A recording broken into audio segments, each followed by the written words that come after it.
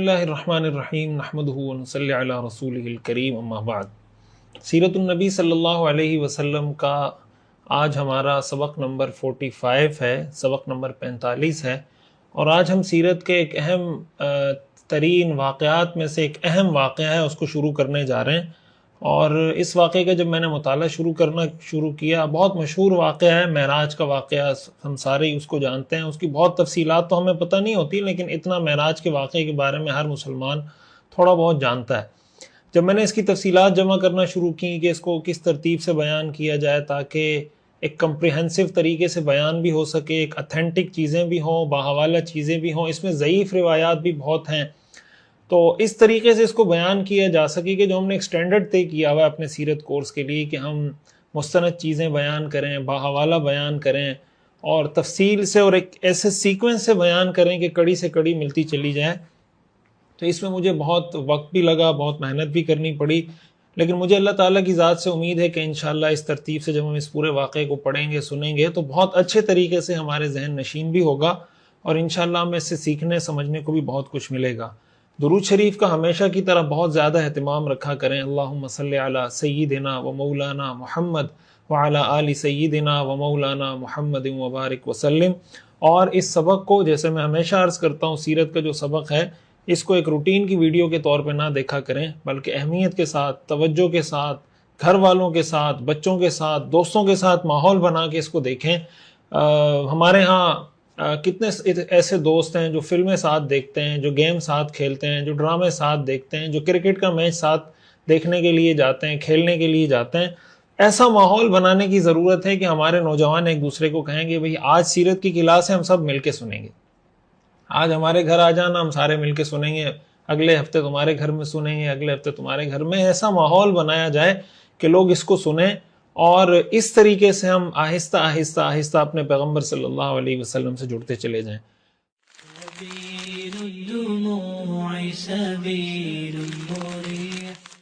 اچھا، معراج کا جو واقعہ ہے، جیسے میں نے بتایا، بہت معروف واقعہ ہے، قرآن کریم میں بھی اس کا ذکر موجود ہے اور احادیث کے اندر بھی موجود ہے۔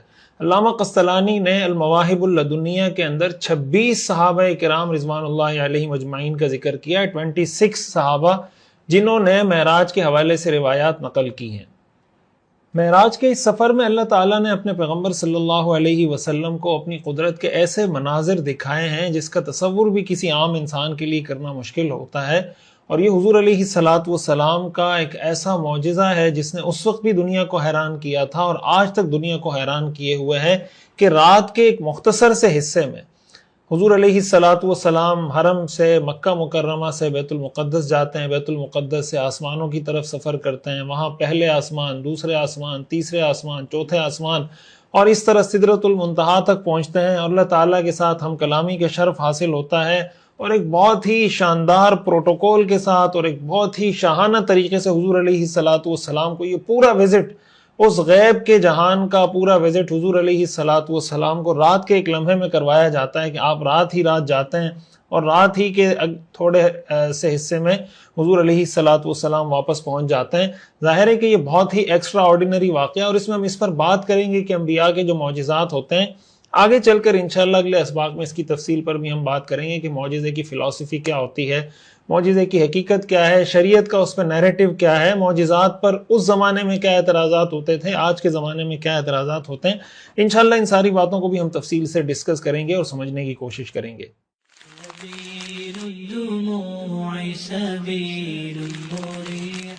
معراج کے واقعے کا اگر میں مختصر سا پس منظر ذکر کروں تو مکہ مکرمہ میں حضور علیہ السلام نے جس طریقے سے زندگی گزاری، ہم سب وہ شروع سے پڑھتے آ رہے ہیں کہ مکہ کے لوگوں نے حضور علیہ السلام کے خلاف کیسے سازشیں کی، کس کس طریقے سے حربیں آزمائے۔ حضور علیہ السلام کے جو چچا تھے ابو طالب، اور آپ کی جو اہلیہ تھیں حضرت خدیجہ الکبریٰ رضی اللہ تعالی عنہا، ان دونوں کا جب وصال ہوا تو حضور علیہ السلام کو ایک بہت بڑا دھچکا لگا۔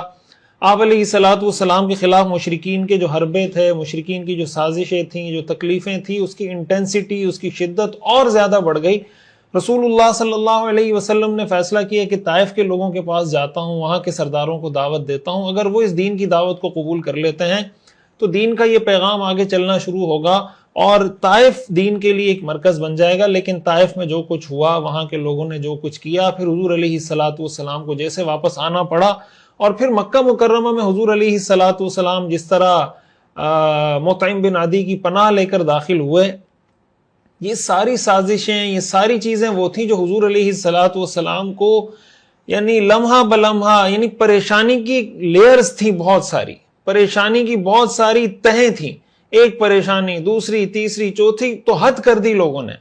ایسے موقع پر اللہ تعالیٰ نے فیصلہ کیا کہ اپنے محبوب ہمارے آقا حضرت محمد صلی اللہ علیہ وسلم کو ایسے جہان کا وزٹ کروا دیا جائے، ایسا پروٹوکول ان کو فراہم کر دیا جائے کہ یہ ساری پریشانیاں، ساری تکلیفیں، سارے غم، سارے دکھ کافور ہو جائیں، اور دنیا حیران ہو جائے کہ بھئی یہ کون سی شخصیت ہے جو اللہ نے ہمیں عطا کی ہے.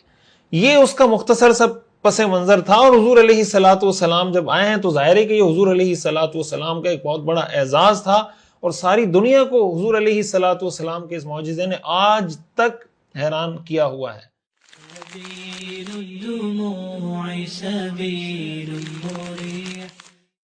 اچھا، جب ہم اسراء اور جب معراج کی ہم بات کرتے ہیں تو معراج کے لیے دو طرح کی یعنی معراج کے واقعے میں آپ یہ یاد رکھیں کہ دو طرح کی اصطلاحات یا ٹرمینالوجیز یوز ہوتی ہیں، استعمال ہوتی ہیں. ایک اصطلاح استعمال ہوتی ہے اسراء کی، آپ کے سامنے لکھا ہوا آ جائے گا اسراء، قرآن کریم میں آتا ہے نا سبحان الذی اسرا، اسی سے اسراء اسی سے یہ جو اسرا ہے یہ اسراء سے ہی نکلا ہے. سبحان الذی اسرا بعبدہ لیلا من المسجد الحرام الی المسجد الاقصی، کہ پاک ہے وہ ذات جو اپنے بندے کو رات کے وقت مسجد حرام سے مسجد اقصی لے کر گئی. تو اسراء کا جو لفظ ہے اس کا مطلب ہوتا ہے حضور علیہ الصلوۃ والسلام کا وہ سفر جو آپ علیہ الصلوۃ والسلام نے براق پر مکہ مکرمہ سے بیت اللہ سے بیت المقدس تک کیا. یہ جو بیت اللہ سے خانہ کعبہ سے بیت المقدس تک کا سفر ہے رات کے وقت جو براق کی سواری پر ہوا، اس سفر کو کہا جاتا ہے اسراء. اسراء عربی میں کہتے ہیں رات کے وقت کسی کو لے جانا. عربی میں اس کا لٹرل اس کی جو میننگ ہے وہ یہ ہے. اور جو دوسرا لفظ استعمال ہوتا ہے معراج، معراج عروج سے، عروج کا مطلب ہوتا ہے اوپر چڑھنا، اردو میں بھی استعمال ہوتا ہے عروج و زوال. بیت المقدس سے پھر حضور علیہ الصلوۃ والسلام کو آسمانوں پہ لے جایا گیا، پہلے آسمان، دوسرے آسمان، تیسرے آسمان. یہ جو بیت المقدس سے آسمانوں کا سفر ہے اس کو کہا جاتا ہے معراج. اس لیے جب معراج کا واقعہ بیان کیا جاتا ہے تو یہ دو الفاظ استعمال ہوتے ہیں، اسراء اور معراج. تو اسراء بیت اللہ سے بیت المقدس تک، اور معراج بیت المقدس سے آسمانوں کا جو سفر ہے اس کو کہا جاتا ہے. اس لیے ہم جب اس واقعے کو پڑھیں گے تو ہم اس کو اس ترتیب سے پڑھیں گے کہ ہم پہلے اسراء کو پڑھیں گے، اس کی ساری تفصیلات پڑھیں گے کہ کیا ہوا، کیسے فرشتے آئے، پھر آپ کیسے گئے، کون سی سواری پر گئے، کہاں کہاں آپ کی کس کس سے ملاقات ہوئی. پہلے ہم اس پورے سفر کو کمپلیٹ کریں گے. پھر اس کے بعد ہم اور اس سے ہمیں کیا کیا اسباق حاصل ہوتے ہیں یہ مکمل کرنے کے بعد پھر ہم معراج کا واقعہ پڑھیں گے کہ بیت المقدس سے آپ معراج پہ آسمانوں پہ تشریف لے کر گئے، وہاں کس کس سے ملاقات ہوئی، کیا کیا واقعات ہوئے. اس کو مکمل کرنے کے بعد تیسرے مرحلے میں ہم اس واقعے کے بعد جب حضور علیہ الصلوۃ والسلام واپس تشریف لائے اور آپ نے صحابہ کو بھی یہ واقعہ سنایا، مشرکین مکہ کو بھی یہ واقعہ سنایا، ان کا رد عمل کیا تھا، ان کا رسپانس کیا تھا، ان کے سوالات کیا تھے، تیسرے مرحلے میں ہم اس چیز کو ڈسکس کریں گے. تو آج کا جو ہمارا سبق ہے بنیادی طور پر وہ اسراء سے متعلق ہے، اور اگلے سبق میں ہم یعنی آج تو ہم اسراء کا واقعہ اور اس واقعے کی تفصیلات کے کہاں کیا کیا ہوا اس کو بیان کریں گے، اور اگلے سبق میں انشاءاللہ ہم کوشش کریں گے کہ اس واقعے سے ہمیں حاصل ہونے والے اسباق کیا ہیں اس پر بات کریں گے. اور پھر جو ہمارا آپ یہ سمجھیں کہ ہمارا جو سبق نمبر 47 ہوگا اس میں انشاءاللہ معراج کے واقعے کو تفصیل سے بیان کرنا شروع کریں گے.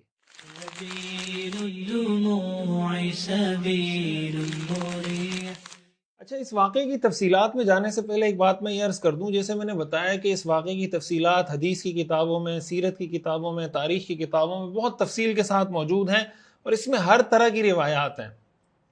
پھر بعض اوقات یہ ہے کہ واقعے کی ایک پارٹ جو ہے ایک کتاب میں ہے، اس کا دوسرا پارٹ دوسری کتاب میں ہے، تیسرا پارٹ تیسری کتاب میں ہے. اب ہم اس کو اگر یہاں اس طریقے سے بیان کریں نا کہ صحیح بخاری میں یہ ہے، پھر تھوڑی دیر بعد کہیں کہ دیکھیں مسند احمد کی روایت میں اس واقعے کا ایک حصہ یہ ہے، پھر ہم آپ کو بتائیں کہ معجم کبیر کے اندر اس واقعے کا ایک حصہ یہ بھی، تو وہ ساری چیزیں سمجھنے میں تھوڑی مشکل ہوتی ہیں. تو اس لیے ہم نے کوشش ہم اس کا جو سیکوینس ہے وہ یہ رکھیں گے کہ واقعے کو ہم ون گو میں بیان کریں گے، لیکن واقعے کا جو حصہ ہم آپ کے سامنے بیان کر رہے ہوں گے یہ حصہ کس کتاب سے لیا گیا ہے وہ آپ کے سامنے اسکرین پر لکھا ہوا رہا ہوگا. تو اس سے آپ کو یہ پتا چل رہا ہوگا کہ واقعے کا اب یہ جو حصہ بیان ہونا شروع ہوا ہے یہ فلاں کتاب کے فلاں صفحے پر ہے، یہ حصہ جو بیان ہو رہا ہے یہ فلاں کتاب کے فلاں صفحے پر ہے. تو یہ جو پورا واقعہ ہم تفصیل سے بیان کریں گے کسی ایک کتاب میں موجود نہیں ہے، مختلف کتابوں سے اس کو لیا گیا اور آپ کے سامنے اس کی تفصیل بھی آتی رہے گی. اور اسی سے آپ کو اندازہ ہونا چاہیے کہ اس پہ کتنی محنت ہو رہی ہے، اس کے مطالعے پر، اس کے لیے ریسرچ، اس کی تحقیق، پھر اس کی ایڈیٹنگ، ان ساری چیزوں پہ. تو اس لیے جتنی محنت اس کو تیار کرنے میں ہو رہی ہے کم از کم اس کا کوئی 10-20% حصہ محنت کا جو اس کو پڑھنے والے ہیں، سننے والے ہیں، ان کو بھی کرنا چاہیے تاکہ اس کو بہتر طریقے سے وہ سمجھ سکیں. تو آئیے اس طرف بڑھتے ہیں کہ اسراء کے واقعے کی تفصیلات کی طرف.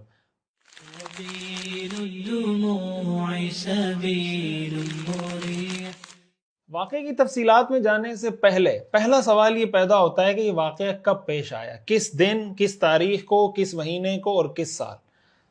اب اگر اس کی تفصیلات میں ہم جاننے کی کوشش کریں کہ یہ واقعہ کس تاریخ، یہ بات تو طے شدہ ہے کہ یہ واقعہ پیش آیا ہے. قرآن میں بھی اس کا ذکر موجود ہے، سورہ اسراء کے اندر بھی موجود ہے، سورہ نجم کے اندر بھی اس کا ذکر موجود ہے، احادیث کے اندر بھی تفصیل سے موجود ہے. لیکن یہ کب پیش آیا اس میں بہت زیادہ اقوال ہیں، 36 کے قریب اقوال ہیں اس کے بارے میں کہ یہ کس دن، کس تاریخ کو، کس مہینے میں اور کس سال پیش آیا. اسی لیے علامہ ابن القیم رحمہ اللہ نے زاد المعاد میں امام ابن تیمیہ رحمہ اللہ کے حوالے سے یہ بات نقل کی ہے کہ وہ یہ کہتے ہیں کہ ایسی کوئی دلیل موجود نہیں ہے جس سے معراج کے مہینے، عشرے یا تاریخ کا علم ہو سکے. جن روایات میں اس کی تفصیلات موجود ہیں امام ابن تیمیہ رحمہ اللہ کہتے ہیں کہ وہ ساری روایات منقطع ہیں یا ضعیف ہیں. اس لیے اتنی بات تو آپ شروع سے ہی ذہن میں رکھیں، ہم آپ کے سامنے کچھ اقوال ذکر کرتے ہیں لیکن حتمی بات اس کے بارے میں فکس متعین کر کے کہنا تاریخی روایات کی روشنی میں یہ بہت مشکل ہے.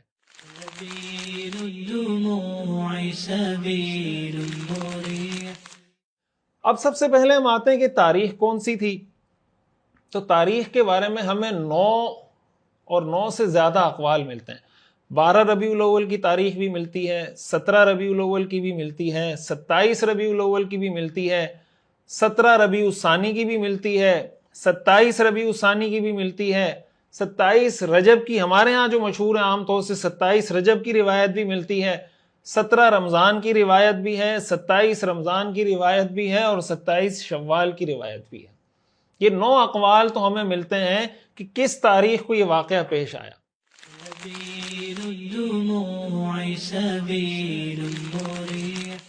اچھا، اب دن کون سا تھا؟ تو اس کے بارے میں جو روایات ہیں، جمعے کے دن کی روایات بھی ہیں کہ جمعے کے دن یہ واقعہ پیش آیا، ہفتے کے دن کا بھی ہے اور پیر کے دن کا بھی ہے.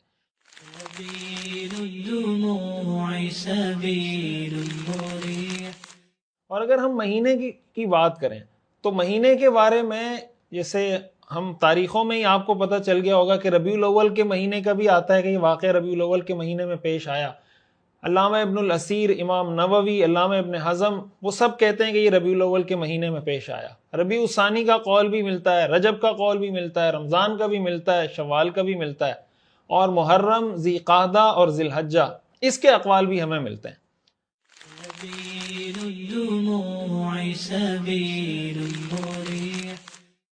اچھا، اب ہم اس بات کی طرف آتے ہیں کہ یہ واقعہ ہجرت سے کتنے سال پہلے یا کتنے پہلے یہ واقعہ پیش آیا. حافظ ابن حجر رحمۃ اللہ، یعنی اتنی بات تو طے ہے کہ یہ واقعہ ہجرت سے پہلے پیش آیا ہے. حافظ ابن حجر رحمۃ اللہ علیہ نے اس بارے میں محدثین اور سیرت نگاروں کے 10 اقوال ذکر کیے ہیں. ایک قول یہ کہ ہجرت سے 6 مہینے، یعنی ہجرت کی مراد یہ کہ مدینہ حضور علیہ الصلوۃ والسلام نے جب مدینہ منورہ ہجرت کی تو اس سے کتنا عرصہ پہلے یہ واقعہ پیش آیا. تو ایک قول ہے کہ 6 مہینے پہلے پیش آیا، ایک قول ہے 8 مہینے پہلے پیش آیا، ایک قول ہے کہ 11 مہینے پہلے ربیع الاول کے مہینے میں پیش آیا، ایک قول یہ ہے کہ یہ واقعہ ہجرت سے 1 سال پہلے پیش آیا ہے۔ طبقات ابن سعد کے اندر علامہ ابن سعد نے، اسی طرح امام نووی رحمۃ اللہ علیہ اور امام ابن حزم رحمۃ اللہ علیہ، ان جیسے بڑے بڑے جو محدثین ہیں یا سیرت نگار ہیں، انہوں نے اس قول کو ترجیح دی ہے کہ یہ واقعہ ہجرت سے 1 سال پہلے پیش آیا۔ علامہ ابن عبد البر رحمہ اللہ کہتے ہیں کہ یہ واقعہ ہجرت سے 14 مہینے پہلے پیش آیا، 1 سال 2 مہینے پہلے۔ ابن فارس کہتے ہیں کہ یہ ہجرت سے 1 سال 3 ماہ پہلے، یعنی ہجرت سے 15 مہینے پہلے یہ پیش آیا۔ اور 7واں قول یہ ہے کہ معراج کا جو واقعہ ہے یہ ہجرت سے 1 سال 5 مہینے یعنی 17 مہینے پہلے یہ پیش آیا۔ امام ابن جریر طبری اور امام بیہقی رحمہ اللہ نے اس قول کو نقل کیا ہے، اور حافظ ابن حجر کہتے ہیں کہ اس روایت کو اگر لیا جائے تو اس کا مطلب یہ کہ معراج کا جو واقعہ ہے اس کا مہینہ شوال بنتا ہے۔ ابن قتیبہ اور علامہ ابن عبد البر رحمہ اللہ کہتے ہیں کہ 1 سال 6 مہینے پہلے، یعنی ہجرت سے 18 مہینے پہلے یہ پیش آیا ہے۔ اس کو اگر دیکھیں تو یہ مہینہ رمضان کا بنتا ہے۔ ایک اور قول جس کو مشہور سیرت نگاروں نے ذکر کیا ہے وہ یہ کہ معراج ہجرت سے، یہ جو واقعہ ہے یہ ہجرت سے 3 سال پہلے پیش آیا ہے۔ یہ سارے اقوال حافظ ابن حجر رحمۃ اللہ علیہ نے فتح الباری میں ذکر کیے ہیں۔ اور 10واں قول یہ ہے کہ یہ واقعہ 5 سال پہلے پیش آیا ہے۔ بہرحال یہ 10 اقوال ہیں۔ اب ہم آتے ہیں اس بات کی طرف، دیکھیں میں نے آپ کے سامنے یہ بھی رکھا کہ دن، تاریخ، مہینہ اور سال۔ اب اس میں راجح بات کیا ہے؟ ایک بات تو میں نے شروع میں ذکر کر دی کہ علامہ ابن القیم رحمہ اللہ نے لکھا ہے کہ بالتعیین، بالکل فکس کر کے بتا دینا کہ فلاں دن، فلاں تاریخ، فلاں مہینہ، فلاں شب تھی، یہ بہت مشکل اس لیے کہ اتنی زیادہ روایات ہیں۔ ہاں کچھ چیزیں ہم متعین کر سکتے ہیں۔ زیادہ تر جو روایات ہم نے پڑھی ان میں سے زیادہ تر روایات میں اتنی بات تو طے ہے کہ یہ جو واقعہ ہے یہ حضرت خدیجہ رضی اللہ تعالی عنہا کے دنیا سے پردہ فرما جانے کے بعد پیش آیا، یعنی حضرت خدیجہ کے انتقال کے بعد معراج کا واقعہ پیش آیا ہے، اتنی بات طے ہے۔ اور یہ بات بھی ہم جانتے ہیں کہ جب شیب ابی طالب، جو آپ علیہ الصلوۃ والسلام کا معاشی بائیکاٹ کیا گیا، سماجی بائیکاٹ، سوشل بائیکاٹ کیا گیا، 3 سال تک آپ شیب ابی طالب میں رہے، یہ ہم پہلے پڑھ چکے ہیں کہ نبوت کے 10ویں سال یہ بائیکاٹ ختم ہوا ہے۔ اور یہ بات بھی ہم پڑھ چکے ہیں کہ حضرت خدیجہ اس شیب ابی طالب میں حضور علیہ الصلوۃ والسلام کے ساتھ تھی۔ اس کا مطلب یہ ہوا کہ یہ واقعہ نبوت کے 10ویں سال کے بعد پیش آیا، یعنی یا 11ویں سال یا 12ویں سال یا 13ویں سال، ان 3 سالوں میں کسی سال میں یہ واقعہ پیش آیا۔ ان باتوں سے اس حد تک یہ بات تعین ہو جاتی ہے۔ اور باقی کئی روایات ایسی ہیں جن سے ہمیں پتہ چلتا ہے کہ یہ واقعہ جو حضور علیہ الصلوۃ والسلام نے مدینہ منورہ ہجرت کی تھی نا، تو مدینہ منورہ ہجرت کرنے سے پہلے آپ نے 2 بیعتیں کی تھیں، وہ آگے تفصیل اس کی آ جائے گی۔ ایک کو کہا جاتا ہے بیعت عقبہ اولیٰ اور ایک کو کہا جاتا ہے بیعت عقبہ ثانیہ۔ تو بیعت عقبہ اولیٰ سے پہلے معراج کا واقعہ پیش آ چکا تھا۔ تو آسان الفاظ میں حضرت خدیجہ کے وصال کے بعد، یعنی نبوت کے 10ویں سال کے بعد، جس کو 10 نبوی کہا جاتا ہے، 10 نبوی کے بعد اور بیعت عقبہ اولیٰ سے پہلے، اس دوران یہ واقعہ پیش آیا ہے۔ اس حد تک تو اس کو متعین کیا جا سکتا ہے، باقاعدہ کوئی تاریخ متعین کر دینا یہ بہت مشکل ہے۔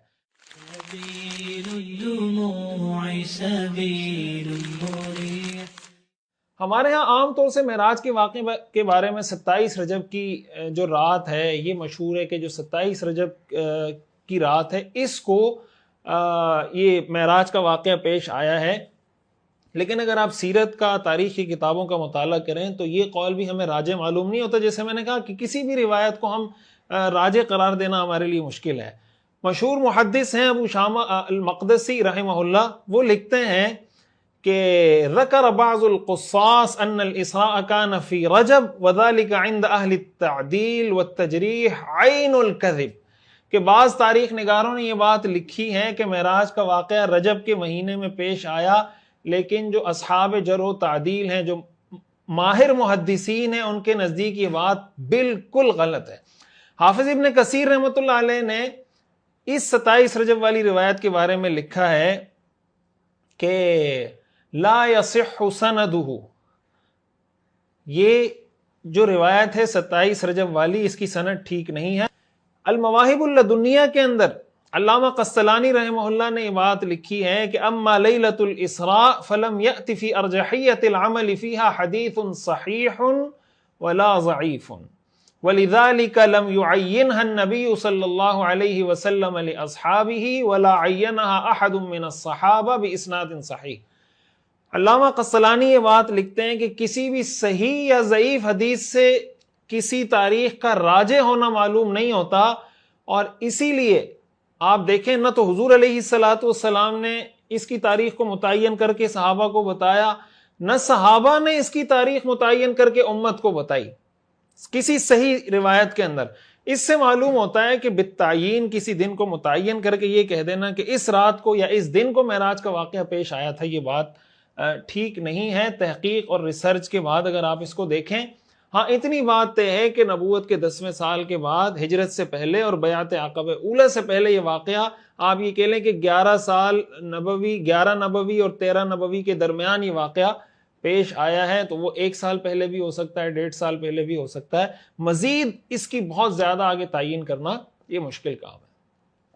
مجھے اس بات کا احساس ہے کہ شاید آپ کو یہ چیزیں ٹیکنیکل لگ رہی ہوں، مشکل لگ رہی ہوں، لیکن چونکہ ہم جو سیرت کا کورس پڑھ رہے ہیں، آپ کو پتہ ہے اس بات کا کہ ہم ایک کوئی روایتی کنونشنل طریقے سے نہیں پڑھ رہے کہ بھائی جس طریقے سے چیزیں چل رہی ہوتی ہیں ہم اس کو لے کے چلیں، ہم ایک ریسرچ بیسڈ کام کر رہے ہیں، تو انشاءاللہ امید ہے اس سے آپ کو فائدہ ہوگا، اور بہت عرصے تک انشاءاللہ امید ہے اللہ تعالیٰ اس سے لوگوں کو فائدہ پہنچاتے رہیں گے۔ ہماری دعا ہے آپ بھی سیرت کے اس کورس کے لیے دعا کیا کریں کہ اللہ تعالیٰ اس کو قبولیت عطا فرمائے، اور جس مقصد کے لیے اتنی محنت ہو رہی ہے، اتنی کوشش ہو رہی ہے، اللہ اس کو اپنی بارگاہ میں قبول فرمائے۔ اب ہم آتے ہیں اسراء کے تفصیلی واقعات کی طرف، معراج کی طرف بعد میں آئیں گے، اب ہم اسراء کی بات کریں گے۔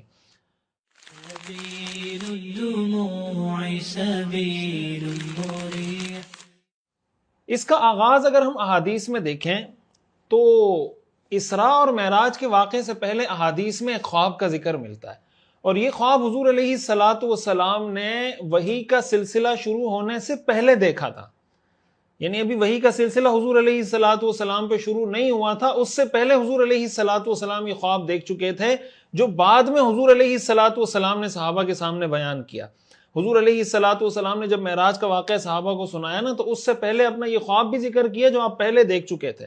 حضرت انس رضی اللہ تعالیٰ عنہ بتاتے ہیں کہ حضور علیہ الصلوۃ والسلام نے وحی نازل ہونے سے پہلے یہ خواب دیکھا تھا کہ 3 لوگ آئے، حضور علیہ الصلوۃ والسلام 2 آدمیوں کے درمیان آرام فرما رہے تھے۔ روایات سے معلوم ہوتا ہے کہ آپ کے ایک طرف آپ کے چچا حضرت حمزہ اور دوسری طرف آپ کے چچا زاد حضرت جعفر بن ابی طالب تھے، اور درمیان میں آپ لیٹے ہوئے تھے۔ پہلے فرشتے نے کہا کہ وہ بندہ کون ہے جن کو ہمیں لے جانے کا حکم دیا گیا۔ دوسرے نے کہا اوسطہم ہوا خیرہم، یہ جو درمیان میں لیٹے ہوئے یہ ان میں سب سے بہتر ہیں۔ ایک طرف حضرت حمزہ تھے، ایک طرف حضرت جعفر تھے، بیچ میں حضور تھے۔ تیسرے فرشتے نے کہا خذو خیرہم، تو جو ان میں سب سے بہتر ہے پھر ہم ان کو ساتھ لے چلتے ہیں۔ یہ اتنا سا خواب ہے جو احادیث میں ہمیں ملتا ہے کہ وحی کے نزول سے پہلے یہ خواب حضور علیہ الصلوۃ والسلام نے دیکھا تھا۔ پھر اس کے بعد حضور علیہ الصلوۃ والسلام نے ان لوگوں کو نہیں دیکھا۔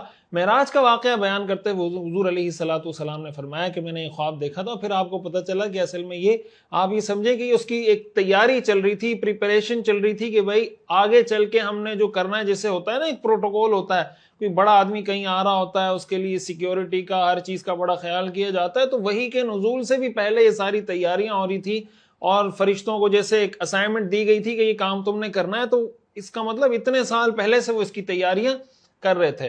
وہ کہتے ہیں نا کہ بعض اوقات اللہ تعالیٰ نے ایک چیز کے لیے وقت متعین کر رکھا ہوتا ہے، ایک فیصلہ کر رکھا ہوتا ہے کہ یہ کام اس وقت پر ہوگا۔ انسان کو تو چونکہ پتہ نہیں ہوتا، اور انسان کو پتہ اس لیے نہیں ہوتا کہ اللہ تعالیٰ انسان کا امتحان لیتا ہے دنیا میں۔ اگر انسان کو ساری چیزیں مستقبل کی پہلے سے بتا دی جائیں تو پھر امتحان کس چیز کا؟ وہ کہا جاتا ہے نا کہ جو چائنیز بیمبوز ہوتے ہیں، جس کو جو بانس ہوتے ہیں، اس کی جب آپ کاشت کرنے جاتے ہیں نا، تو آپ اس کی جب بیج اس کا بوتے ہیں تو پہلے سال آپ اس کو پانی دے رہے ہوتے ہیں، کچھ بھی نہیں ہوتا، دوسرے سال پانی دیتے ہیں، کچھ بھی زمین پہ اثر ظاہر نہیں ہوتا، تیسرے سال، چوتھے سال، 4 سال تک پانی دیتے رہیں، کچھ زمین پہ اس کا اثر ظاہر ہوتا ہی نہیں ہے۔ 5ویں سال ایک چھوٹی سی کونپل نکلتی ہے، اور 5ویں سال جا کے جب آپ مسلسل 4 سال اس پہ کام کر رہے ہوتے ہیں، 5ویں سال ایک چھوٹی سی کونپل نکلتی ہے اور پھر کچھ عرصے کے اندر، کچھ ہفتوں کے اندر اس سے بانس نکلنا شروع ہوتے ہیں. آپ اس کو کاٹیں، پھر جناب کچھ 5 6 7 ہفتوں کے بعد پھر وہ بانس اتنے بڑے ہو جاتے ہیں، پھر کاٹیں، پھر وہ بڑے ہو جاتے ہیں، پھر آپ اس کو کاٹتے چلے جائیں، وہ بانس اس سے نکلنا شروع ہو جاتے ہیں. تو اللہ تعالیٰ نے ایک وقت متعین کیا ہوا ہے کہ بھائی یہ پہلے اس کی تیاری ہوگی، اس کے بیج کے اندر جو جو چیزیں اس کو ریکوائرڈ ہیں پہلے وہ جمع کرے گا، پھر جب وہ ایک نکلنا شروع ہوگا تو پھر دنیا کی کوئی طاقت اس کو روک نہیں پاتی. اس سے اندازہ ہوتا ہے کہ حضور علیہ الصلوۃ والسلام کے ساتھ جو ایک نظام قدرت کا جو ایک شاہکار ہمیں دکھایا گیا ہے کہ اللہ کا نظام قدرت کیسے کام کرتا ہے. حضور علیہ الصلوۃ والسلام کو ابھی نبوت ملنی تھی، بعثت ہونی تھی، پھر اس کے بعد یہ ساری تکلیفیں آنی تھیں، لیکن معراج کے واقعے کی تیاری، یہ اسائنمنٹ فرشتوں کو پہلے سے دے دی گئی تھی. تو اللہ تعالیٰ سے ہمیشہ اللہ پہ اعتماد، توکل. اگر آپ کوئی پازیٹیو کام کر رہے ہیں، اچھا کام کر رہے ہیں، آپ کی نیت ٹھیک ہے، طریقہ کار ٹھیک ہے، اللہ پہ توکل کریں. اللہ تعالیٰ ضرور ایسے لوگوں کو کامیابی عطا فرماتے ہیں. والعاقبۃ للمتقین. بہرحال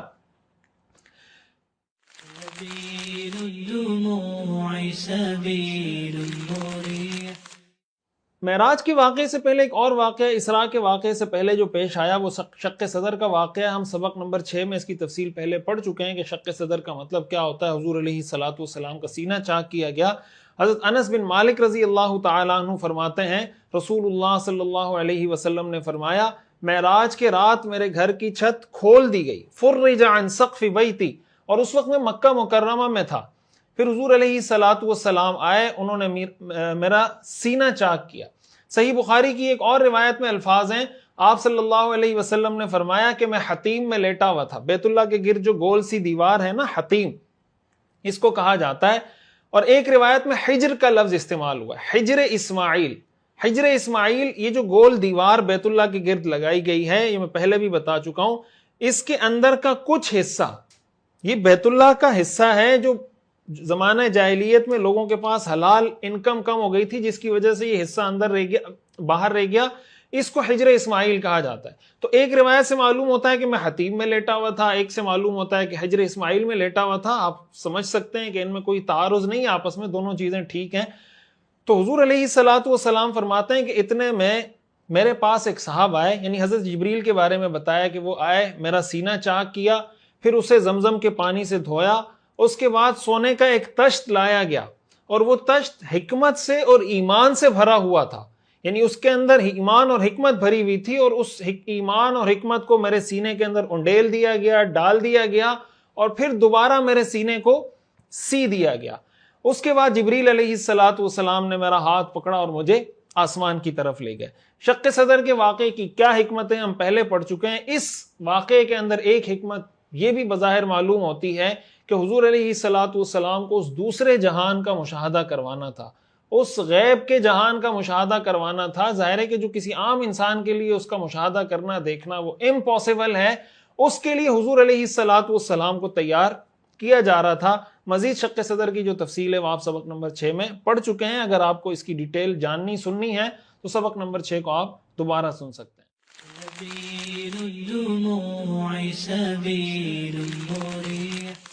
اب اسراء کا سفر شروع کہاں سے ہوا؟ بیت اللہ سے شروع ہوا؟ کہاں سے شروع ہوا؟ اس بارے میں بھی ہمیں 2-3 طرح کی روایات ملتی ہیں، لیکن اگر آپ سب کو جمع کریں تو واضح ہو جاتا ہے کہ یہ ساری آپس میں ایک دوسرے کو سپورٹ کرتی ہیں، کوئی ایک دوسرے کے ساتھ ان کا کوئی کنٹرڈکشن نہیں ہے. حضرت ام ہانی رضی اللہ تعالی عنہ، یہ حضور علیہ الصلوۃ والسلام کی چچا زاد ہیں، حضرت علی رضی اللہ تعالی عنہ کی بہن ہے حضرت ام ہانی. تو سیرت ابن ہشام کے اندر حضرت ام ہانی کا قول موجود ہے کہ حضور وہ یہ فرماتی تھی کہ ما اسری برسول اللہ صلی اللہ علیہ وسلم الا وهو فی بیتی نام عندی تلک اللیلہ فی بیتی، کہ حضور علیہ الصلوۃ والسلام کو جو معراج کے سفر پہ رات کے وقت لے جایا گیا، اس رات حضور علیہ الصلوۃ والسلام میرے گھر میں آرام فرما رہے تھے. مجمع الزوائد کی ایک روایت ہے، حضرت ام ہانی فرماتی ہیں کہ معراج والی رات حضور علیہ الصلوۃ والسلام ہمارے گھر میں آرام فرما رہے تھے. رات کو اچانک مجھے پتا چلا کہ حضور علیہ الصلوۃ والسلام موجود نہیں ہیں، تو مجھے بہت ڈر لگا کہ کہیں قریش کے لوگوں نے آپ کو نقصان نہ پہنچایا ہو. میں حضور علیہ الصلوۃ والسلام کو تلاش کرنے لگی. بعد میں جب حضور علیہ الصلوۃ والسلام تشریف لائے تو مجھے بتایا کہ جبریل علیہ السلام میرے پاس آئے، میرا ہاتھ پکڑا اور مجھے گھر سے باہر لے گئے. میں نے دیکھا کہ بیت اللہ کے قریب ایک سواری ہے جو خچر سے بڑی ہے اور خچر سے چھوٹی ہے اور گدھے سے بڑی ہے. مجھے اس پر سوار کیا اور پھر وہ سواری روانہ ہوئی یہاں تک کہ ہم بیت المقدس پہنچ گئے. اب اس روایت کو اگر آپ دیکھیں تو حضرت ام ہانی کی اس روایت سے معلوم ہوتا ہے کہ حضور علیہ الصلوۃ والسلام حضرت ام ہانی کے گھر میں تھے. حضرت جبریل آئے, حضور علیہ الصلوۃ والسلام کو بیت اللہ لے کر گئے اور پھر بیت اللہ سے حضور علیہ الصلوۃ والسلام کے سفر کا آغاز ہوا ہے. اب اس چیز کو سامنے رکھیں اور بخاری شریف کی روایت کو دیکھیں کہ بخاری شریف کی روایت ہے اسری بالنبی صلی اللہ علیہ وسلم من مسجد الکعبہ, کہ آپ علیہ الصلوۃ والسلام کا جو اسراء کا سفر شروع ہوا وہ کعبہ, خانہ کعبہ سے بیت اللہ سے شروع ہوا. اور ایک روایت سے معلوم ہوتا ہے, جیسے یہ روایت کا تذکرہ میں نے پہلے بھی کیا, کہ حضور علیہ الصلوۃ والسلام نے فرمایا فرج عن سقف بیتی وانا بمکہ, کہ میرے گھر کی چھت کھول دی گئی اور میں مکہ میں تھا. تو اب دیکھیں, ایک روایت سے معلوم ہوتا ہے تم ہانی کے گھر سے آپ کے اسراء کا سفر شروع ہوا, ایک سے معلوم ہوتا ہے بیت اللہ سے شروع ہوا, ایک سے معلوم ہوتا ہے کہ آپ اپنے گھر میں تھے. لیکن ان تینوں روایات کو اگر جمع کریں تو اس میں کوئی ایسا کنٹرڈکشن نہیں ہے کہ حضور علیہ الصلوۃ والسلام حضرت ام ہانی کے گھر میں تھے اور اسی کو حضور نے اپنا گھر قرار دیا ہے. آپ کی چچا زاد آپ کی کزن کا گھر تھا اور حضور علیہ الصلوۃ والسلام ان کے گھر وقتاً فوقتاً تشریف لے جاتے تھے, اور ام ہانی کے گھر سے حضور کو بیت اللہ لایا گیا. بیت اللہ سے حضور علیہ الصلوۃ والسلام کا سفر یعنی شق صدر ہوا, پھر اس کے بعد حضور علیہ الصلوۃ والسلام کو بیت المقدس کے سفر پر لے جایا گیا. تو اس طریقے سے یہ سوال کہ حضور علیہ الصلوۃ والسلام کے معراج یا اسراء کے سفر کا سٹارٹنگ پوائنٹ کیا تھا, تو حضرت ام ہانی کا گھر, پھر اس کے بعد بیت اللہ, اور بیت اللہ سے حضور علیہ الصلوۃ والسلام کی روانگی ہوئی ہے براق سواری پر بیت المقدس کی طرف.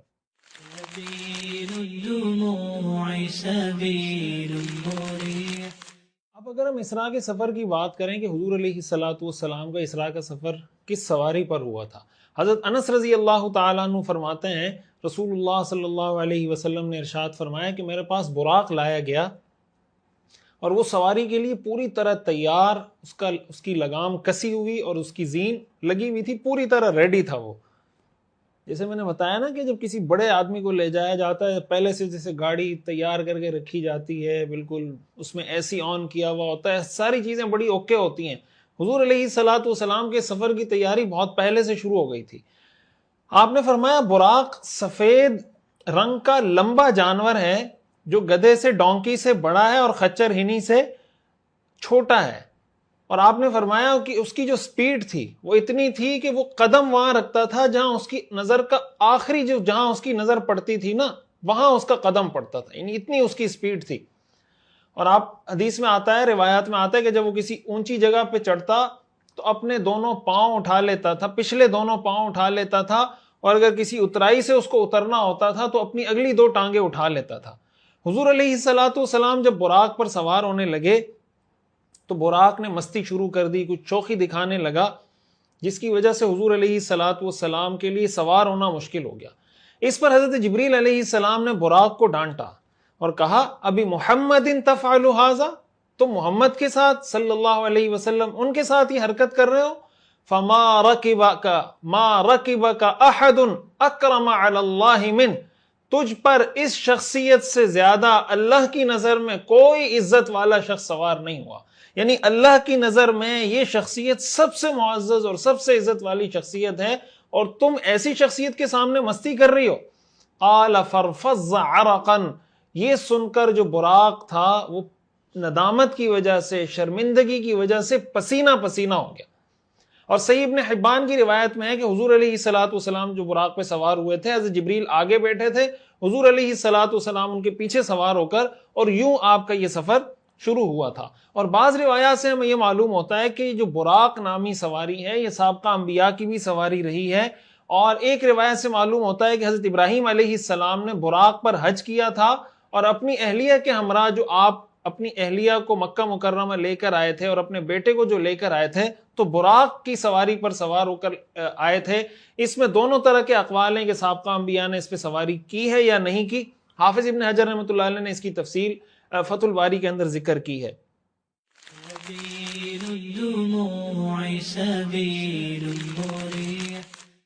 سنن نسائی کی روایت ہے, اب جب سفر کا آغاز ہو چکا حضور علیہ الصلوۃ والسلام نے فرمایا جب میں سوار ہو کر کچھ آگے گیا تو جبریل نے مجھے کہا ایک مقام پر پہنچ کر انزل فصلی، کہ آپ یہاں اتریے اور نماز پڑھیے۔ تو حضور علیہ الصلوۃ والسلام فرماتے ہیں میں نے نماز پڑھی۔ حضرت جبریل کہنے لگے اتدری این صلیت، کیا آپ کو پتا ہے آپ نے کہاں نماز پڑھی ہے؟ تو میں نے کہا مجھے نہیں پتا۔ تو وہ کہنے لگے صلیت بطیبہ وإلیہ المہاجر، آپ نے طیبہ میں نماز پڑھی۔ طیبہ پاک زمین کو کہتے ہیں، اور اسی کی طرف آپ کی ہجرت ہونی ہے، الیہ المہاجر۔ یہ حضور علیہ، جس کو مدینہ طیبہ کہا جاتا ہے، طیبہ بھی کہا جاتا ہے، طیبہ بھی کہا جاتا ہے، مدینہ، تو یہ روایات میں آتا ہے کہ انہوں نے بتایا کہ آپ نے یثرب میں نماز پڑھی۔ اب یثرب آپ سب جانتے ہیں، مدینہ منورہ، جب آپ مکہ مکرمہ سے بیت المقدس کی طرف جاتے ہیں نا، تو بیت المقدس یعنی مکہ مکرمہ یہاں پر ہے، بیت المقدس یہاں پر ہے، تو مدینہ منورہ رستے میں آتا ہے شمال کی جانب۔ یعنی آپ اس کو یوں سمجھیں کہ حضور علیہ الصلوۃ والسلام کا مکہ سے بیت المقدس تک کا جو سفر تھا یہ سارا نارتھ کی طرف تھا، شمال کی طرف تھا۔ تو آپ نے پہلے یہاں سے روانہ ہوئے تو روایت میں آتا ہے کہ آپ نے یثرب نے یعنی مدینہ منورہ پہنچ کے آپ نے نماز پڑھی۔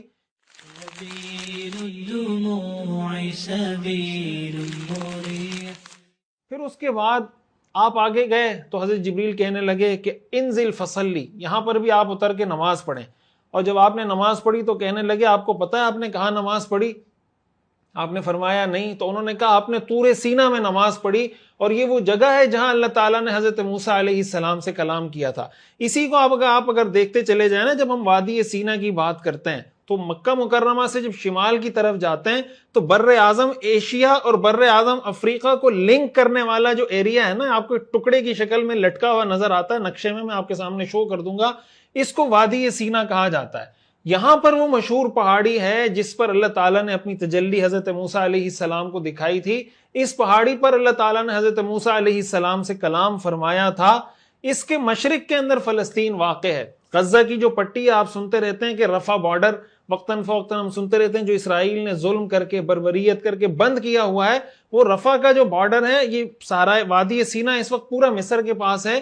تو وہ مصر سے یعنی وادی سینا سے یہ گیٹ اس کا یا یہ سرحد ملتی ہے غزہ کی طرف جو وہاں سے انٹر ہوتی ہے۔ یہیں پر کوہ طور ہے، کوہ سینین، قرآن کریم میں جو طور سینین کا ذکر ہے، طور سینا کا ذکر ہے، حضرت موسیٰ علیہ السلام کے واقعے کا جو ذکر ہے، یہاں پر پہنچ کر حضور علیہ الصلوۃ والسلام نے نماز پڑھی۔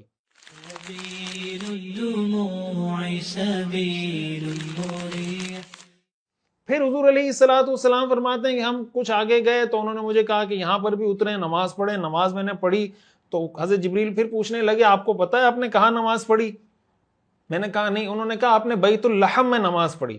بیت اللحم وہ جگہ ہے جہاں حضرت عیسیٰ علیہ السلام کی پیدائش ہوئی تھی، اور یہ فلسطین کے اندر اس وقت جو فلسطین کے دو حصے ہیں نا، ایک غزہ جو بالکل آپ یہ کہہ لیں کہ ویسٹ میں مغرب کی جانب ہے، ایک مغربی پٹی جس کو کہا جاتا ہے ویسٹ بینک، دریائے اردن کی چونکہ وہ مغربی پٹی ہے اس کو ویسٹ بینک کہا جاتا ہے۔ بیت المقدس اسی ویسٹ بینک میں ہے جس پہ آج اسرائیل نے قبضہ کیا ہوا ہے، ناجائز اور غاصبانہ اور ظالمانہ قبضہ کر کے وہاں کے بچوں کو، عورتوں کو، بوڑھوں کو، اور پتہ نہیں کس کس قسم کے انسانیت کے گھناؤنے جرائم کا ارتکاب ساری دنیا کے سامنے کر رہا ہے۔ اور ساری دنیا کے جو اس کے جو معاون ہیں، جو دنیا میں بڑے انسانیت کا، ہیومینٹی کا درس دیتے ہیں، سارے اس پہ خاموش تماشائی بنے ہوئے ہیں۔ یہ بیت اللحم فلسطین کی اس مغربی پٹی میں بیت المقدس کے قریب واقع ہے، اور یہ حضرت عیسیٰ علیہ السلام کی جو پیدائش ہے نا، یہ کوہ سعیر ایک پہاڑ ہے، وہاں پر حضرت عیسیٰ علیہ اس کے دامن میں حضور علیہ الصلوۃ والسلام کی پیدائش ہوئی تھی حضرت عیسیٰ کی، اور یہ بیت المقدس سے جنوب کی جانب ہے، یعنی بیت المقدس سے جنوب کی جانب تقریباً 8 کلومیٹر کے فاصلے پر واقع ہے۔ بعد میں قسطنطینیہ کا جو بادشاہ تھا اس نے یہاں ایک کلیسا بنا دیا اور اس کا بیت اللحم نام رکھا۔ بہرحال حضرت جبریل علیہ السلام نے حضرت حضور کو فرمایا کہ یہ جو آپ نے نماز پڑھی ہے یہ حضرت عیسیٰ علیہ السلام کی جائے پیدائش ہے۔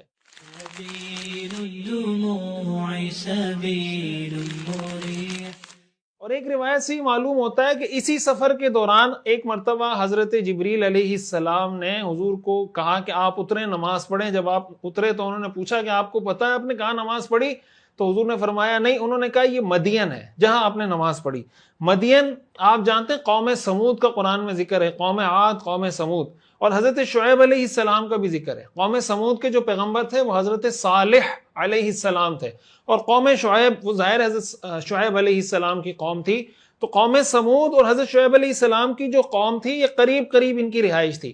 مکہ مکرمہ سے جب آپ شمال کی طرف جاتے ہیں, فلسطین کی طرف جب آپ جانا شروع کرتے ہیں یا بیت المقدس کی طرف جانا شروع کرتے ہیں, تو رستے میں قوم سمود کی آبادی بھی آتی ہے, مدین کی آبادی بھی آتی ہے.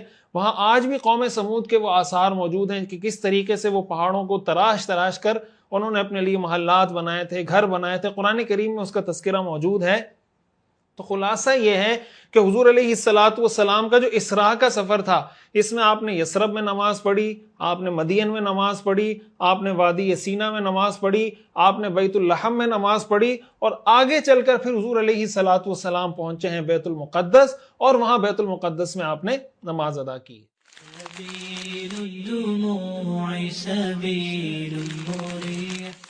اسراء کے اسی سفر کے واقعات میں ہمیں ایک واقعہ یہ بھی ملتا ہے کہ حضور علیہ السلام براق پر جا رہے تھے کہ راستے میں ایک بوڑھی عورت پر آپ کا گزر ہوا. اس نے حضور علیہ السلام کو آواز دی تو حضرت جبریل نے حضور کو کہا کہ آپ چلتے رہیں, یعنی آپ ان کو اگنور کریں, ان کو توجہ نہ دیں. تھوڑا اور آگے چلے تو ایک بوڑھا شخص نظر آیا, اس نے حضور علیہ السلام کو آواز دی. حضرت جبریل نے کہا کہ آپ چلتے رہیں, یعنی ان کو بھی اگنور کریں. ان دونوں سے آگے گزر کر نکلے تو آگے ایک جماعت, کچھ لوگ تھے جن سے آپ کا گزر ہوا. وہاں پر انہوں نے آپ کو سلام کیا اور کہا السلام علیک یا اول, السلام علیک یا آخر, السلام علیک یا حاشر.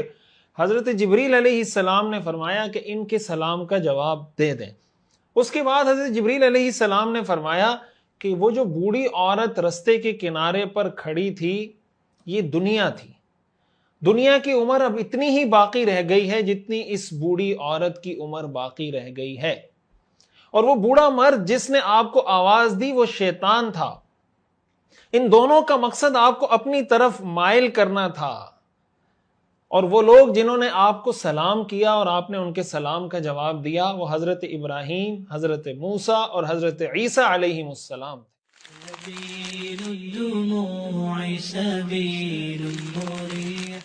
چنانچہ اگر ہم روایات کی تفصیل میں جاتے ہیں تو ہمیں روایات میں اس کی مزید تفاصیل بھی ملتی ہیں کہ حضرت ابراہیم, حضرت موسیٰ اور حضرت عیسیٰ علیہ السلام سے آپ کی ملاقات اسراء کے اس سفر میں بھی ہوئی.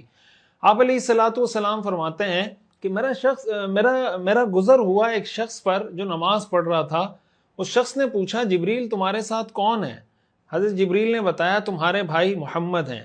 انہوں نے مجھے مرحبا کہا, میرے لیے برکت کی دعا کی اور کہنے لگے صلی امتک الیسر, اپنی امت کے لیے آسانی کا سوال کیجئے گا, اپنی امت کے لیے آسانی مانگیے گا. میں نے جبریل سے پوچھا یہ کون ہے؟ حضرت جبریل نے بتایا یہ تمہارے بھائی موسیٰ ہیں. پھر ہم آگے چلے, ہمیں روشنی میں جگمگاتے ہوئے کچھ چراغ روشنیاں نظر آئیں. میں نے پوچھا جبریل یہ کیا ہے؟ جبریل نے کہا یہ تمہارے دادا حضرت ابراہیم کا درخت ہے. میں نے پوچھا کیا میں اس کے قریب جا سکتا ہوں؟ جبریل نے کہا بالکل جا سکتے ہیں. میں قریب گیا, انہوں نے مجھے خوش آمدید کہا, ویلکم کیا اور میرے لیے برکت کی دعا کی.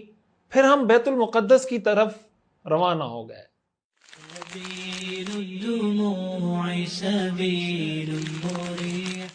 اور بیت المقدس کے بارے میں حضور نے فرمایا کہ جب ہم وہاں پہنچے ہیں تو میں نے اپنی سواری کو اس حلقے سے باندھا جس کڑے سے انبیاء کرام علیہ السلام اپنی سواریوں کو باندھا کرتے تھے, اور پھر میں مسجد میں داخل ہو گیا. اچھا, صحیح مسلم کی روایت میں حضور علیہ السلام نے ان تینوں انبیاء کی کچھ مختصر سی تفصیل بھی بتائی ہے, یعنی ان کی شکل و شباہت کیسی تھی. آپ نے فرمایا فَإِذَا مُوسَىٰ قَائِمٌ يُصَلِّي کہ موسیٰ علیہ السلام کھڑے نماز پڑھ رہے تھے, اور ان کی شخصیت پرسنالٹی کیسی تھی.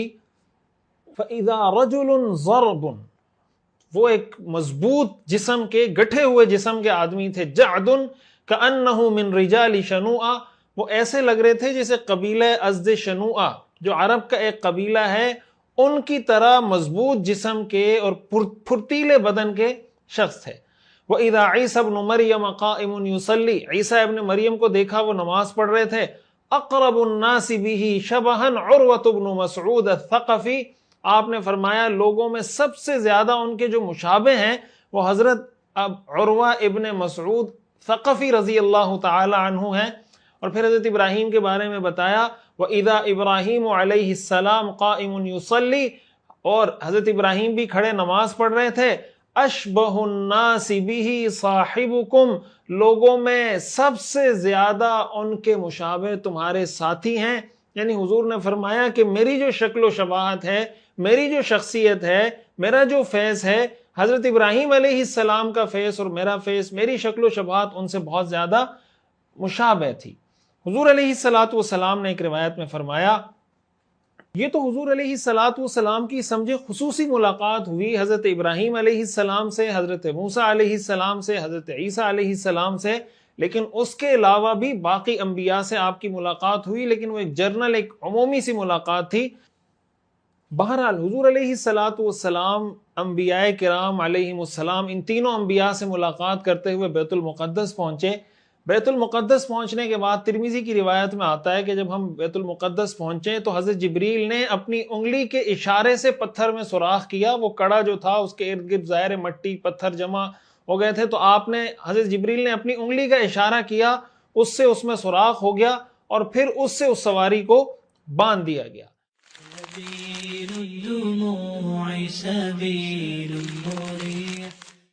آپ علیہ السلام مسجد اقصی میں داخل ہوئے. آپ فرماتے میں نے دیکھا بہت زیادہ لوگ جمع ہیں. ایک پکارنے والے نے آواز لگائی، لوگ جمع ہو گئے، صفوں میں کھڑے ہو گئے. ہم یہ دیکھ رہے تھے کہ پتہ نہیں اب آگے کون بڑھے گا، نماز پڑھانی ہے، نماز کون پڑھائے گا. حضرت جبریل نے میرا ہاتھ پکڑا اور مجھے آگے کر دیا. میں نے ان سب کو نماز پڑھائی. حضور علیہ السلام فرماتے ہیں جب میں نماز پڑھا کر فارغ ہوا تو حضرت جبریل مجھ سے پوچھنے لگے، اے محمد کیا تمہیں پتا ہے کہ تمہاری امامت میں کن لوگوں نے نماز ادا کی ہے؟ میں نے کہا نہیں. حضرت جبریل کہنے لگے ہر اس نبی نے آج آپ کے پیچھے نماز پڑھی ہے جس کو اللہ نے نبی بنا کر بھیجا ہے. مستدرک حاکم کی روایت میں حضور علیہ السلام نے فرمایا کہ میں مسجد میں داخل ہوا اور میرے سامنے وہ تمام انبیاء تھے. وہ انبیاء بھی تھے جن کے نام اللہ نے ہمیں بتائے ہیں اور وہ انبیاء بھی تھے جن کے نام اللہ تعالیٰ نے ہمیں نہیں بتائے. یوں حضور علیہ السلام مسجد اقصی میں تشریف بھی لے کر گئے اور مسجد اقصی میں تمام انبیاء کی آپ نے امامت بھی فرمائی. اس لیے ہمارے آقا کا ایک لقب امام الانبیاء بھی ہے کہ حضور علیہ السلام تمام انبیاء کے امام ہیں. اسراء اور معراج کی رات حضور علیہ السلام نے بیت المقدس میں تمام انبیاء کرام کی امامت فرمائی تھی.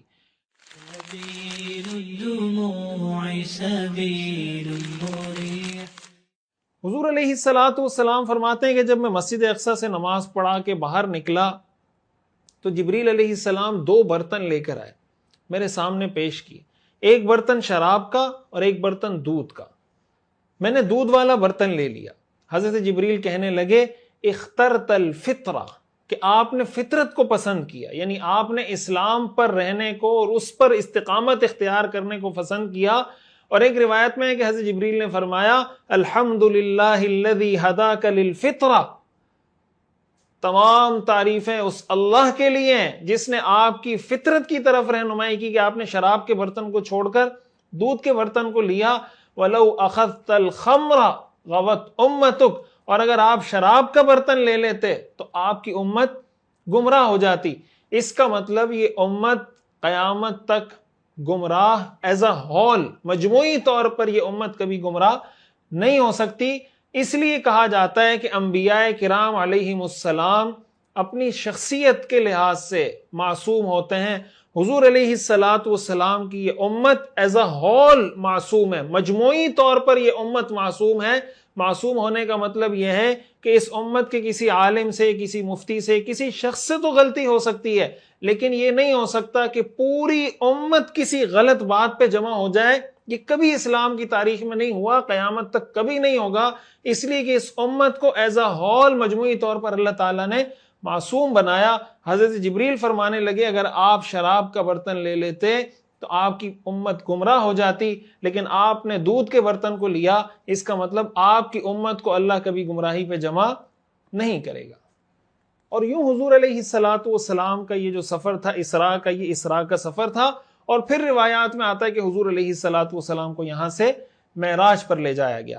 یہ بھی ایک کتابوں میں اس پر بھی بات کی جاتی ہے کہ حضور علیہ الصلوۃ والسلام نے جو انبیاء کی امامت کی تھی یہ معراج کے سفر پہ جانے سے پہلے کی تھی، معراج کے سفر سے واپس آنے کے بعد کی تھی، لیکن راجح قول اگر آپ دیکھیں وہ یہی معلوم ہوتا ہے کہ حضور علیہ الصلوۃ والسلام بیت اللہ سے بیت المقدس تشریف لے کر گئے، وہاں آپ نے انبیاء کی امامت کی، اور اس کے بعد حضور علیہ الصلوۃ والسلام کا معراج کا سفر آسمانوں کی طرف شروع ہوا ہے۔ اب اس کے بعد کیا ہوا، معراج میں کیا ہوا؟ معراج کے واقعے کی طرف ہم بعد میں بڑھیں گے، لیکن پہلے ہم نے اب اس چیز کو ڈسکس کرنا ہے کہ یہ جو اتنے واقعات حضور کے ساتھ پیش آئے، اس میں ہمارے لیے سیکھنے کی چیز کیا ہے، کیا کیا چیزیں ہمارے سیکھنے کی، اس کو انشاءاللہ ہم اگلے سبق میں ڈسکس کریں گے، اور اگر اگلے سبق میں یہ مکمل ہو جاتا ہے تو اسی میں معراج کا واقعہ شروع کر دیں گے، اگر مکمل نہیں ہوتا تو پھر 47 نمبر جو ہمارا سبق ہوگا انشاءاللہ اس میں اس کی تفصیل آپ کے سامنے آ جائے گی۔ تو آج کے لیے ہم اسی پر اکتفا کرتے ہیں، اور میں آپ کے سامنے آج جو ہم نے سبق پڑھا ہے اس کے حوالے سے کچھ سوالات رکھوں گا، اور آپ حضرات نے کمنٹ میں یہاں پر اس کے جوابات دینے ہیں۔ اگر آپ کو اس کا جواب نہیں آتا آپ دوبارہ جا کر سنیں، سننے کے بعد اس کا جواب یہاں پہ ضرور دیں۔ یہ ایک ایکٹیویٹی اس لیے کروائی جاتی ہے، یہ سوالات، یہ کوئزز اس لیے تیار کیے جاتے ہیں تاکہ یہ جو اتنی محنت ہو رہی ہے اس کو کسی طریقے سے ذہن میں محفوظ کیا جا سکے، لوگوں کو بتایا جا سکے، دعوت دی جا سکے۔ تو آپ نے اس کو پورے اہتمام کے ساتھ کرنا ہے اور چھوڑنا نہیں ہے اس کو۔ کیا یہ بات ٹھیک ہے کہ اسراء اور معراج کا واقعہ قرآن سے بھی ثابت ہے اور صحیح احادیث سے بھی ثابت ہے؟ جی ہاں، جی نہیں۔ اسراء کا مطلب کیا ہے؟ بیت المقدس سے آسمانوں کا سفر، مکہ سے بیت المقدس کا سفر، طائف کا سفر۔ معراج کا مطلب کیا ہے؟ مکہ سے بیت المقدس کا سفر، طائف کا سفر، یا پھر بیت المقدس سے آسمانوں کا سفر۔ کیا حتمی طور پر اسراء اور معراج کی تاریخ، مہینہ اور سال متعین کرنا ٹھیک ہے؟ جی ہاں، جی نہیں۔ کیا یہ کہنا ٹھیک ہے کہ معراج کا واقعہ 10 نبوی کے بعد پیش آیا؟ جی ہاں، جی نہیں۔ حضور صلی اللہ علیہ وسلم نے اسراء کا سفر جس سواری پر کیا اس کا نام کیا تھا؟ قصوہ، براق، ناقہ۔ مدینہ کا نام زمانہ جاہلیت میں کیا تھا؟ یثرب، مدینہ، شام۔ بیت اللحم کس جگہ کو کہتے ہیں؟ حضرت عیسیٰ علیہ السلام کی جائے پیدائش، بیت المقدس کے اندر کوئی جگہ، حضرت موسیٰ علیہ السلام کی جائے پیدائش۔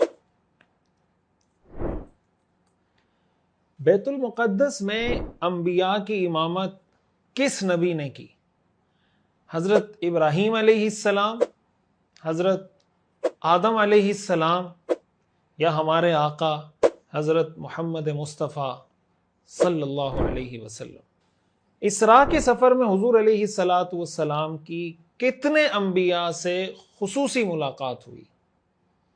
3، 4، 5۔ وآخر دعوانا ان الحمد للہ رب العالمین۔